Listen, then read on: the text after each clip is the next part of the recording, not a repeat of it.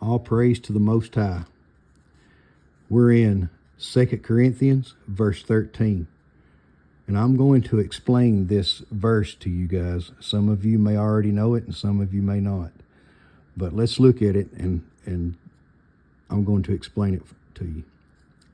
It says, by the mouth of 2 or 3 witnesses, every word shall be established.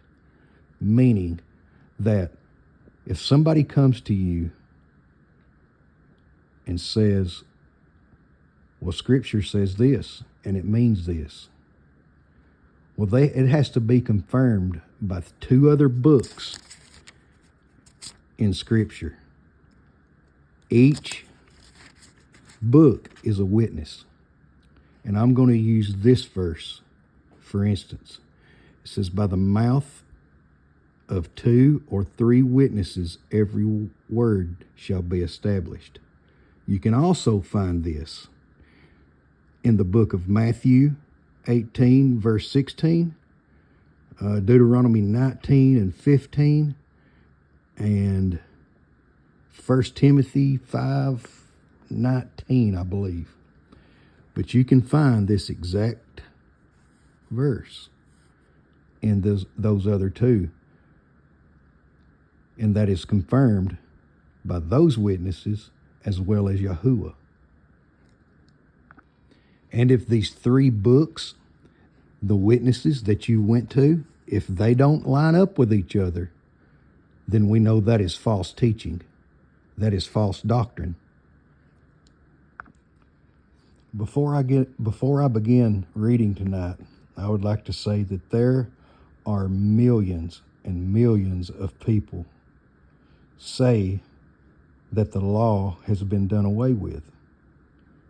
They say that the Messiah has nailed it to the stake, has nailed the law to the stake. And tonight we are going to look at my first witness, which is going to be in the book of Hebrews. And we're going to see what it says. And I have to go to 2 other witnesses in Scripture, 2 other books, and it has to say and mean the same thing. So tonight, I'm probably just going to get through the book of Hebrews, not all of it, just possibly 3 chapters. So just bear with me. And we're going to see what was actually done away with. What was actually nailed to the stake. So let's start reading. We're going to be in Hebrews 8, and we're going to start at verse 6. It says, but now he, the Messiah, has obtained a more excellent service, inasmuch as he is also the meditator of a better covenant. A better covenant, which was constituted on better promises. For if the first covenant had been faultless, then no place would have been sought for a second. For finding fault with them, the Messiah says, see, the days are coming, says Yahushua, when I shall conclude with the house of Israel and with the house of Judah a renewed covenant. Not according to the covenant that I made with their fathers in the day when I took them by the hand and led them out of the land of Mizraim, because they did not continue in my covenant. Because they, the house of Israel and the house of Judah. Now I want you guys to know that the house of Israel is his people. And the ones that obey and believe in the Messiah are grafted in to Israel. We are grafted into the family. And it says, because they did not continue in my covenant. Now, I want to explain to you guys what a covenant is. It is an agreement. It is a contract. and it is the law, the 10 Commandments. That is the covenant. And we're going to go over to the book of Moses, to the book of Exodus, and we're going to see this covenant that was made with the Yasharel and Judah, was made with my family, Yasharel. We're going to see what this covenant is. Now we are over here in the book of Exodus 20. Now right here, it's going through the 10 Commandments. All the 10 Commandments, okay? We're looking to see what a covenant is, an agreement, a contract. And all the way through 20 to 34, it talks about the 10 Commandments and the laws, and it explains everything. All the way to 34, I believe. My bad, it was Exodus 24.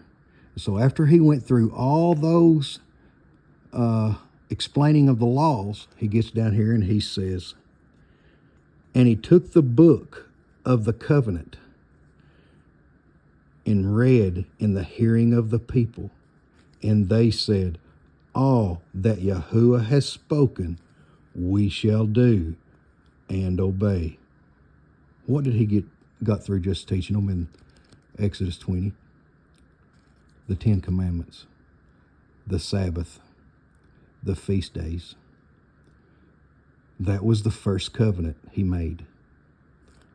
And again, he says, and he took the book of the covenant, of the law, of the agreement, the contract, and read it in the hearing of the people.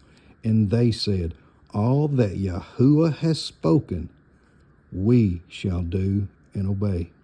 And it says, and Moses took the blood and sprinkled it on the people and said, see the blood of the covenant which Yahuwah has made with you concerning all these words. And moving over to Exodus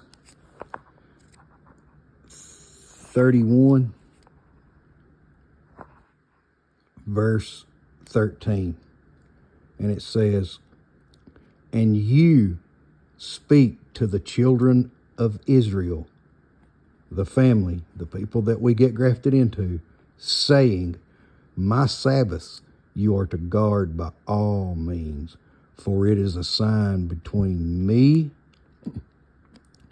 the Most High Yahuwah, and you throughout your generations, to know that I, Yahuwah, am setting you apart. Setting you apart from what? From all other people. Why? Because we're special. And you shall guard the Sabbath, or keep the Sabbath, for it is set apart to you.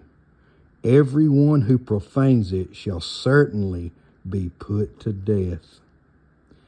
Everyone who don't obey the Sabbath will be put to death. It's his appointed time, people. For anyone who does work on it, that being shall be cut off from among his people. 6 days work is done, and on the seventh is the Shabbat, the Sabbath of rest, set apart to Yahuwah. Everyone doing work on the Sabbath day shall certainly be put to death. And the children of Yisrael, the ones that we're grafted into,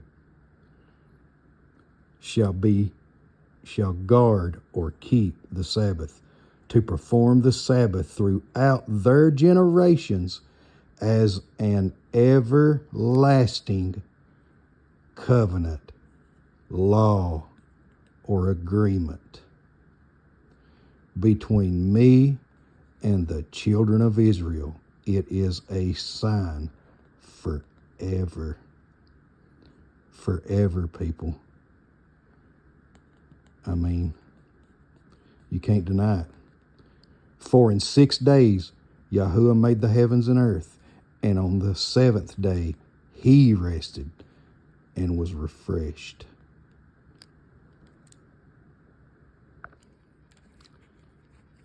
And when he had ended speaking with him on Mount Sinai, he gave Moses, aka also known as Moshe, 2 tablets of the witness, tablets of stone, written with the finger of Elohim. So he just gave them the law, also known as the 10 Commandments, written on stone. And we know that that law, that covenant, that contract was broken by the children of Yasharel and Yehuda. Exodus 32. And Yahuwah said to Moses, go down from the mountain, for your people whom you brought out of the land of Egypt have corrupted themselves. And Moses turned and went down from the mountain, and in his hand were 2 tablets of the witness, tablets written on both their sides, written on the one and on the other. And the tablets were the work of Elohim, of Elohim, were the work of Elohim. And the writing was the writing of Elohim engraved on the tablets. Now the corruption that his people done is they all gathered together and they got all the gold jewelry, earrings and whatever they could find made of gold. They melted it and they made a calf. They made a golden calf and they started dancing around it. They made an idol and they was worshiping it. And what is the commandment? Don't worship any false idols. And that's what they done. They broken that covenant. They broke the law. And when they done this, it says, and Moses' displeasure burned, and he threw the tablets out of his hands and broke them at the foot of the mountain. He got so mad for them worshiping that cow that he threw the commandments written on stone and they broke, which is also symbolic to us as breaking the law. Not to me, but to the Gentiles. And you know what happened to those people? Moshe commanded commanded the people to draw a sword and to slay the person on the right. And they did. Unalived 3,000 people that day, I believe. If I'm mistaken, I might be mistaken, but I think it was around 3,000 because they broke the commandment. And what is the penalty of death of breaking a commandment? Or what is the penalty of sin? It's death.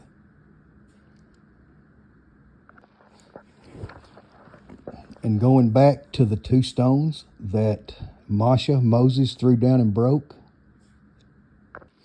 one of the stones had all 10 commandments on it. And the other stone had all 10 commandments on it. When you make an agreement or you sign a contract with anybody, each person gets a copy. One for Yahuwah and one for you, the people of Israel.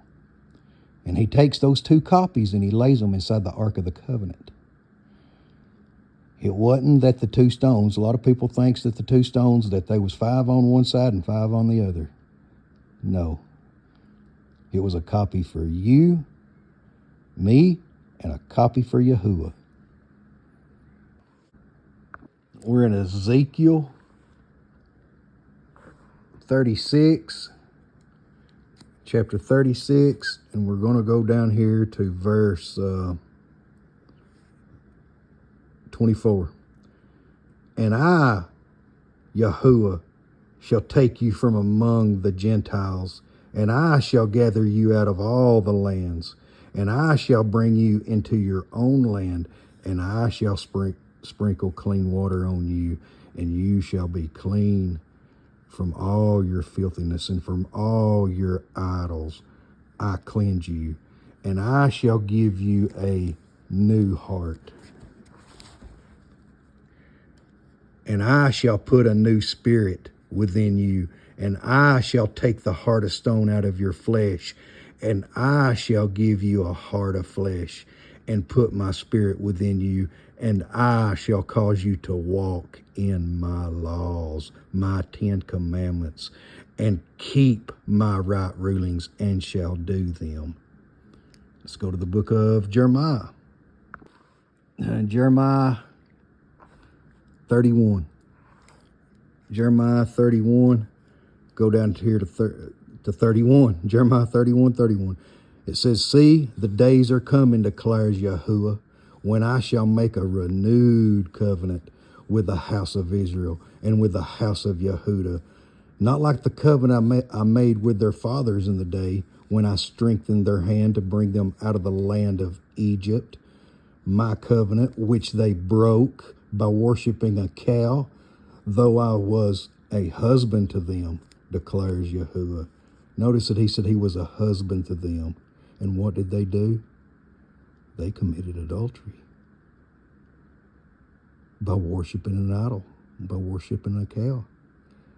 Can you believe that they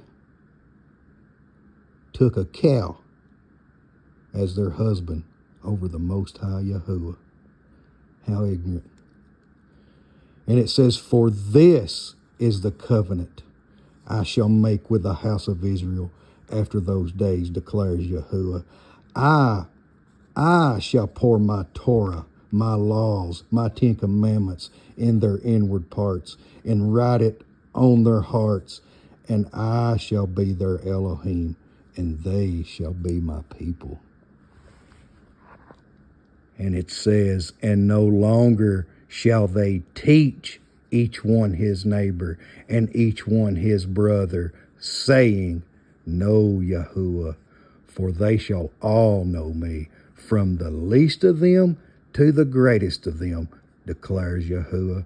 For I shall forgive their lawlessness, their crookedness, and remember their sins, their lawlessness no more. Think about this. And he says, and no longer shall they teach one his neighbor. Why?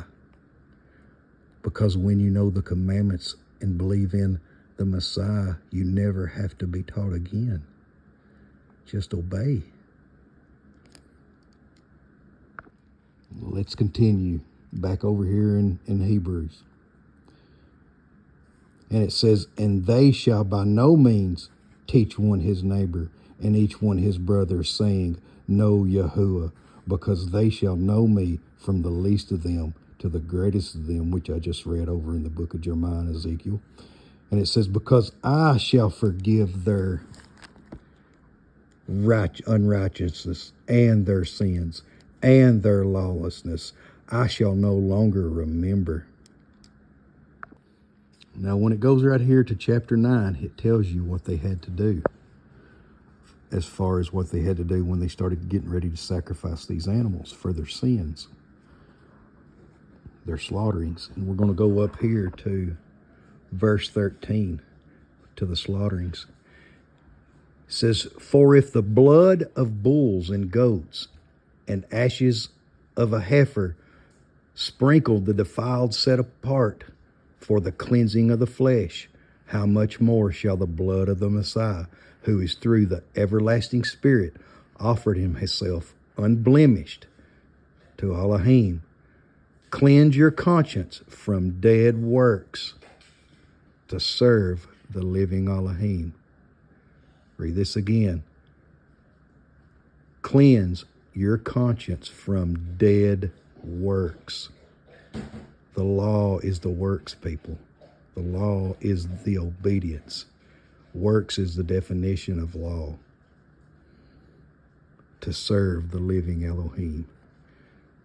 And because of this, he is the meditator of a renewed covenant, so that death, having taken place for redemption of transgressions under the first covenant, those who are called might receive the promise of the everlasting inheritance. For where a covenant is, it is necessary for the death of the covenanted one to be established.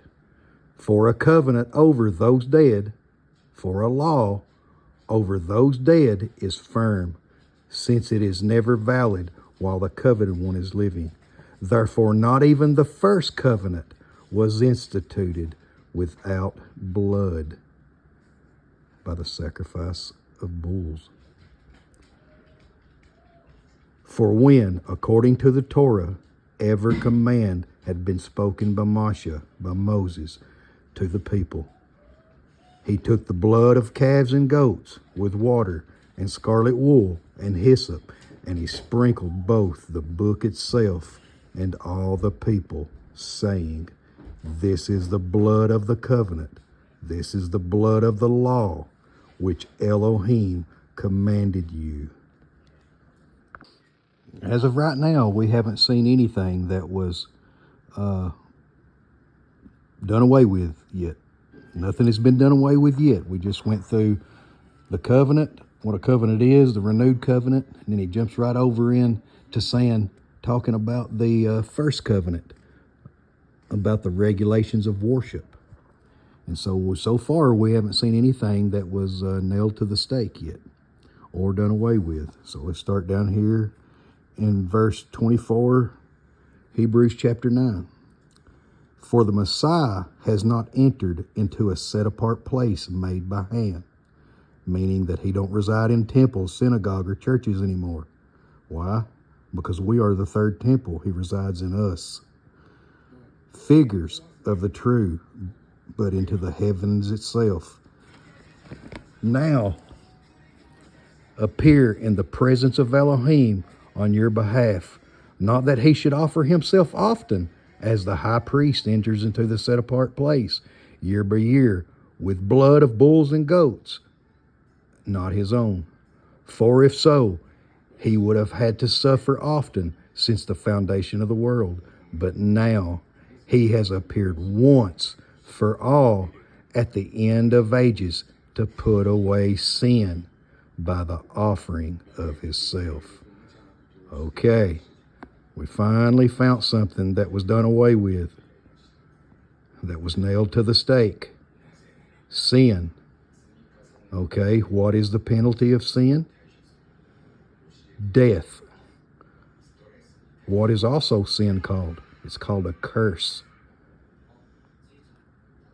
Put away sin. So we know that he took away sin. He took sin to the cross, which is lawlessness, and he also took death. Took death to the stake. And it says, as it awaits men to die once, and after this is judgment, so also the Messiah, having been offered once to bear the sins of many, shall appear a second time, apart from sin, to those waiting for him, unto deliverance or unto salvation.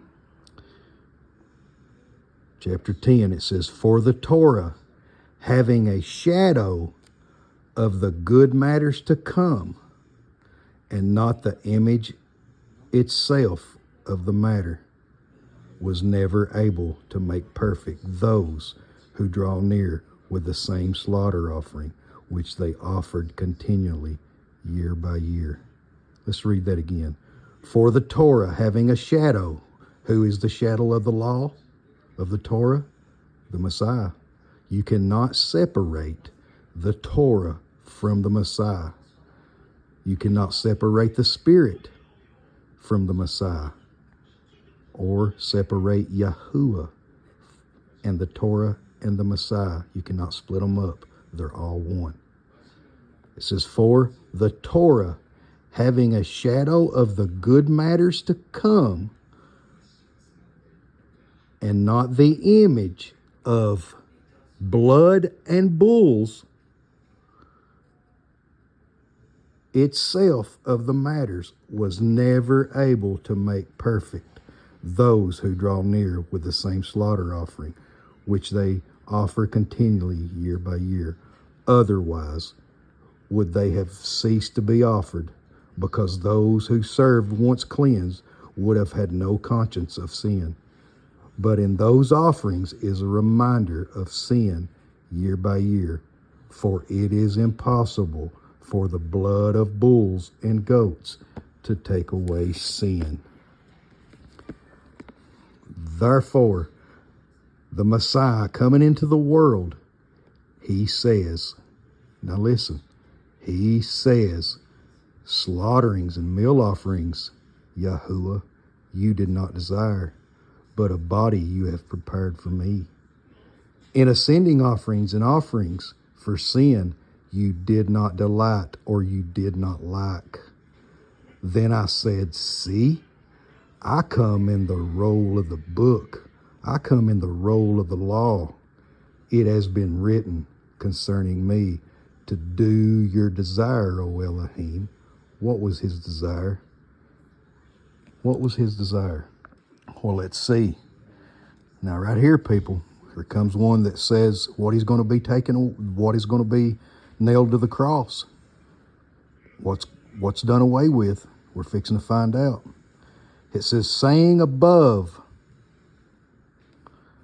slaughter and meal offerings and ascending offerings and offerings for sin you did not desire, nor liked, which are offered according to the Torah. And he, the Messiah, said, see, I come to do your desire, O Elohim. He takes away the first. The first? Let's see what the first is. The slaughterings and meal offerings. The blood of bulls and goats. The sacrifices. He takes away the first to establish the second. What was the second? His life. He gave his blood. His blood. He traded the blood of bulls and goats that could never make you perfect, that could never make you enter into the reign. It had to be him. It had to be the Messiah. He takes away the first, the slaughter offerings, to establish the second, his offering. And it says, by that desire we have been set apart through the offering of the body of Yahusha, the Messiah, once and for all. And indeed, every priest stands day by day doing service and repeatedly offering the same slaughter offerings, which are never able to take away sin, take away lawlessness, the death penalty. But he, having offered one slaughter offering for sin, for transgression against the law, for all time, sat down at the right hand of Elohim, waiting from the time onward until his enemies are made a footstool for his feet. For by one offering he has perfected for all time those who are being set apart, the ones who are coming to the truth, that have obeyed the truth. And the set apart Spirit also witnesses to us. For after having said before, this is the covenant that I shall make with them after those days, by taking the slaughter offerings and sin, which is death, to the stake. And he says, after those days, says Yahuwah, giving my laws into their heart. Instead of taking them away, he's putting them in us and in their minds. And I shall write them, and their sins, their transgressions, their lawless works, deeds, and their lawlessness I shall remember no more. Now, where there is forgiveness of these, there is no longer a slaughter offering for sin. People, he didn't take the law away. He never said once that he took the law away. He took the slaughter offerings away. He took the death penalty away. Now, we are free to walk in his laws without receiving the death penalty, without having to sacrifice. He said, if you love me, keep my commandments. If you love me, keep my commandments. He says, so, brothers, having boldness to enter into the set-apart place by the blood of Yahuwah, by a new and living way, which he instituted for us through the veil, that is his flesh. No more sacrifices of animals, people. The curse was put on us at the beginning of time. We have had that curse on us, the curse of sin and death. The death penalty, that is the curse that has been on our heads. And that curse can be removed.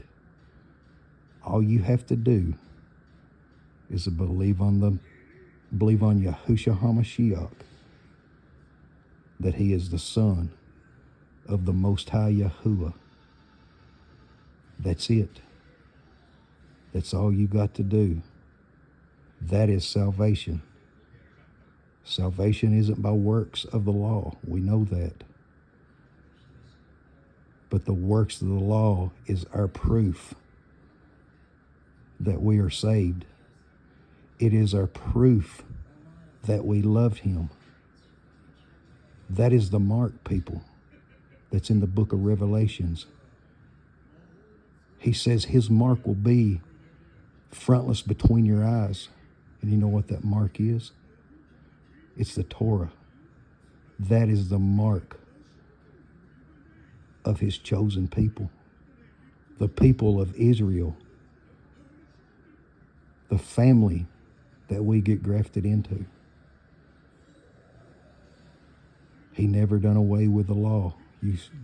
Through the whole 8, 9, and 10, he never once says he got rid of the law, the sacrifices, and the death penalty. And I'm going to do another video for my second witness, and it'll be posted in 2 or 3 days, and we're going to be reading probably out of the book of Galatians and Ephesians, and we're going to go to Colossians 2 as well. So that'll be my next video. All praise to the Most High Yahuwah through Yahushua HaMashiach, whose name is above all other names, and by no other name that you can be saved. So be it.